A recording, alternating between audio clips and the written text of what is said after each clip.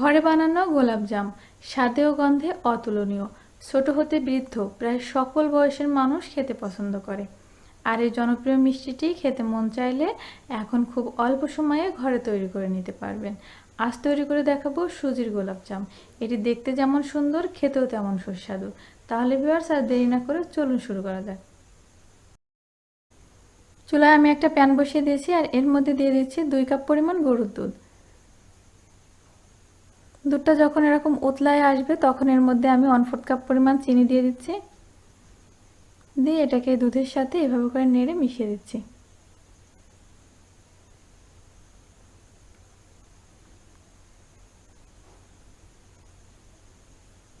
এখন আমি এখানে দিয়ে দিচ্ছি 2 টেবিল চামচ পরিমাণ তেল।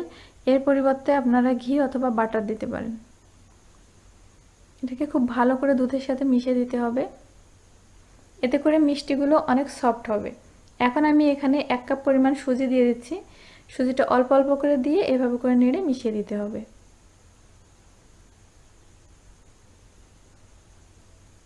সুজিটা দেওয়ার পরে নাড়াটা বন্ধ করা যাবে না, ঘন ঘন নেড়ে দিতে হবে, কারণ এই সময়ের মধ্যে সুজিটা অনেক ঘন হয়ে আসবে। চুলার আঁচটা মিডিয়ামের থেকে কম করে দিতে হবে। এভাবে ঘন ঘন নেড়ে দিতে হবে, নাড়াটা বন্ধ করা যাবে না। তেল দেওয়ার কারণে খুব সহজেই এগুলো প্যানের গা থেকে ছেড়ে ছেড়ে আসবে।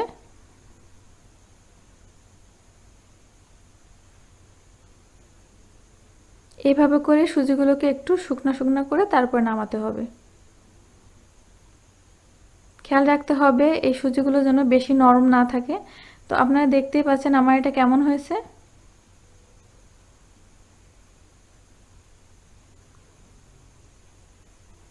এখন আমি এটাকে নামিয়ে নিচ্ছি আর একটা বাটির মধ্যে ঢেলে রেখে দিচ্ছি কিছুটা ঠান্ডা হওয়ার জন্য। আর অবশ্যই এই সুজিগুলোকে ঢাকনা দিয়ে ঢেকে রাখতে হবে। চুলায় আমি সেই প্যানটা আবার পরিষ্কার করে বসিয়ে দিয়েছি। এখন এর মধ্যে দিয়ে দিচ্ছি 2 কাপ পরিমাণ চিনি, সাথে দিয়ে দিচ্ছি 2 কাপ পরিমাণ পানি। এখন এগুলোকে মিডিয়াম আঁচে 10 মিনিট মতো জাল করতে হবে। চিনির শিরাটা অনেক বেশি ঘনও হবে না, আবার একেবারে পাতলাও হবে না।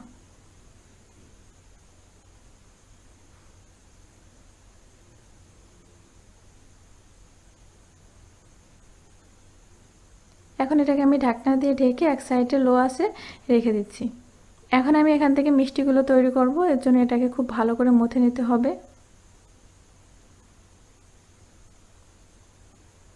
এখন আমি একটা মিষ্টি আপনাদের তৈরি করে দেখাচ্ছি।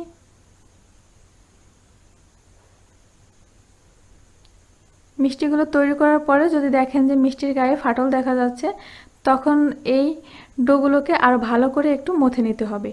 এর জন্য এখানে হালকা পরিমাণ পানি দেওয়া যেতে পারে। তো এটা হাতটা ভিজিয়ে নিয়ে তারপরে এটাকে এইভাবে করে মাখাতে হবে।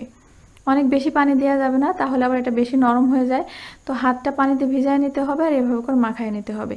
এতে করে এই ডোটা অনেক সফট হবে এবং মিষ্টিগুলো অনেক সুন্দর করে তৈরি করা যাবে।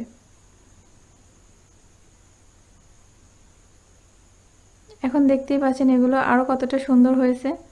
একইভাবে আমি সবগুলো মিষ্টি তৈরি করে নিচ্ছি।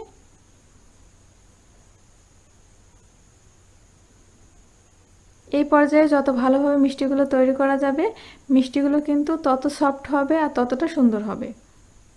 এখন এগুলোকে ভেজে নেওয়ার জন্য আমি চুলায় পর্যাপ্ত পরিমাণে তেল বসিয়ে দিয়েছি।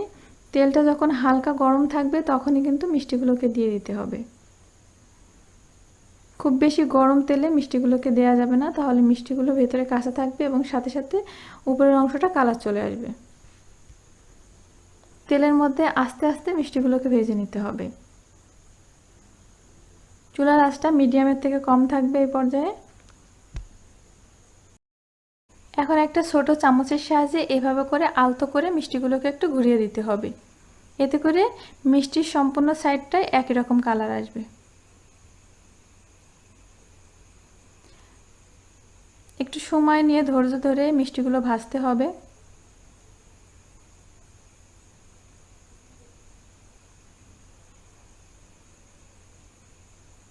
যখন দেখবেন যে মিষ্টির উপরে হালকা একটা ফাটল দেখা যাচ্ছে, ওই পর্যায়ে বুঝতে পারবেন যে মিষ্টিগুলো তৈরি হয়ে গেছে। এখন চুলার আঁচটা একটু বাড়িয়ে দিবেন, বাড়িয়ে দেওয়ার পরে এটাকে আরও কিছুক্ষণ নেড়ে চেড়ে তারপরে নামিয়ে নিতে হবে। এতে করে মিষ্টিগুলো অনেক বেশি ফেটে যাবে না এবং খুব দ্রুত কালার চলে আসবে। আমি আমার সবগুলো মিষ্টি নামিয়ে নিচ্ছি। আর এগুলোকে হালকা ঠান্ডা হওয়ার জন্য একপাশে রেখে দিচ্ছি।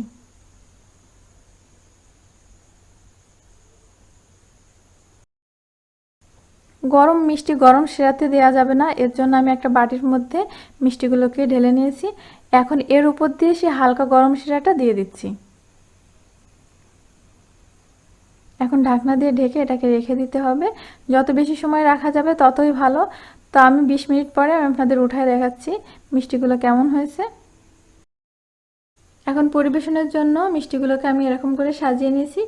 আর একটা চালনি দিয়ে চেলের উপর দিয়ে কিছুটা গুঁড়া দুধ দিয়ে দিচ্ছি যাতে মিষ্টিগুলো অনেক সুন্দর দেখায়। এখন একটা মিষ্টি আমি আপনাদের ভেঙে দেখাচ্ছি এটা কেমন হয়েছে। আপনারা দেখেই বুঝতে পারছেন মিষ্টিটা কতটা সুন্দর তলতুলে হয়েছে আর এর ভিতরটাও কতটা সুন্দর হয়েছে।